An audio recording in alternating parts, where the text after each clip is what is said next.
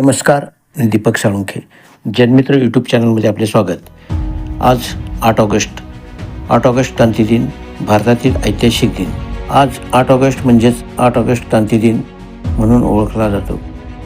8 August 1942 रोजी मोहनदास करमचंद गांधी म्हणजे महात्मा गांधी यांनी मुंबई येथे झालेल्या अखिल भारतीय काँग्रेस समितीच्या बैठकीत भारत छोडो चळवळ सुरू केली. तेव्हापासून या दिवसाला ऑगस्ट क्रांती दिन म्हणून ओळखले जाते. आपल्या भारत देशाच्या दृष्टीने या दिवसाला महत्त्व आहे. या दिवशी ब्रिटिशांना भारत देश सोडून जाण्यास सांगितले. मुंबईतील मैदानामध्ये केलेल्या घोषणेचे हे मैदान महत्त्वाचे ठिकाण आहे. 8 ऑगस्ट क्रांतिदिनी ब्रिटिशांविरुद्ध निर्णायक लढा देण्यासाठी शपथ घेतली. महात्मा गांधीजींनी आपल्या भाषणात करो या मरोचे आव्हान केले. भारतातील 8 ऑगस्ट दिवस हा ऐतिहासिक क्रांतिकारी दिवस म्हणून मानला जातो.